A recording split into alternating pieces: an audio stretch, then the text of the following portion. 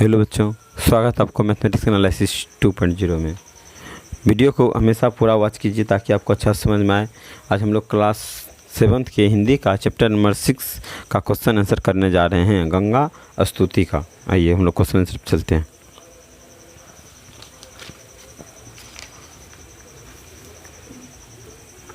इसका लेखक है विद्यापति। लेखक जरूर याद ध्यान में रखिएगा, लेखक से क्वेश्चन हमेशा पूछा जाता है।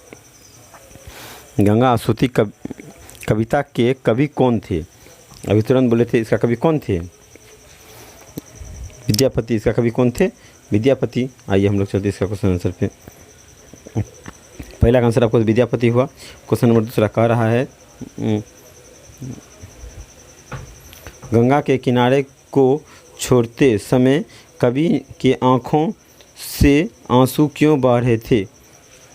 कह रहा है गंगा के किनारे पर कवि को बहुत सुख और आनंद की अनुभूति हो रही थी, और जब कवि गंगा के निकट को छोड़ रहे थे तो कवि की आंखों में आंसू बह रहे थे। कह रहा है कवि गंगा से किस अपराध का क्षमा मांग रहे थे? कवि स्नान करते समय अपने पैर गंगा में रखते हैं और उसे अपराध मानते हैं तथा इसके लिए क्षमा मांगते हैं। कवि की निम्नलिखित पंक्तियों को पूरा कीजिए। देखिए पंक्ति इसमें दिया, इसको पूरा करना है।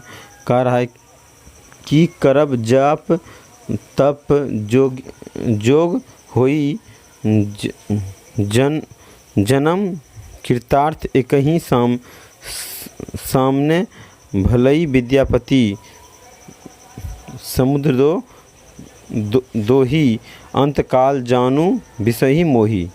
आइए हम लोग चलते हैं पाठ से आगे पर कह रहा है, इस पाठ का शीर्षक गंगा स्तुति रखा गया है। क्या आप इस शीर्षक से सहमत हैं? यदि हाँ तो क्यों, और नहीं तो क्यों नहीं?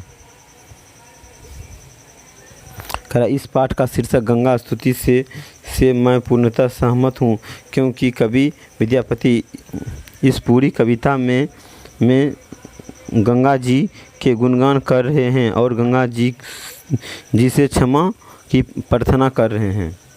आइए हम लोग क्वेश्चन नंबर 2, इसमें 2 क्वेश्चन है, देखते हैं दोनों को।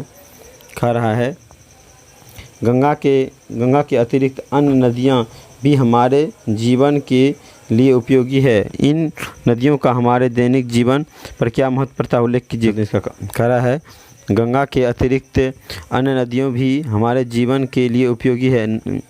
नदियों खेती के लिए लाभदायी होता है। गंगा नदी का आवश्यक जल नदियों को सरलता से प्राप्त किया जाता है। कृषि के लिए सिंचाई नदियों द्वारा भी किया जाता है। नदियों से मछली के रूप में खाद्य पदार्थ भी प्राप्त होते हैं। आइए हम लोग इसका व्याकरण पे चलते हैं।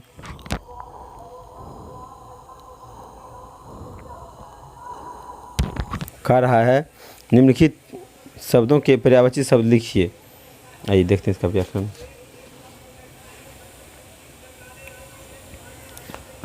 बोल का क्या होगा? पाया। छोड़ते क्या होगा? छोड़ते। समुदायों का होगा प्रार्थना करना। सामने होगा स्नान करना। पाया मतलब होगा पाद या चरण। Thank you for watching.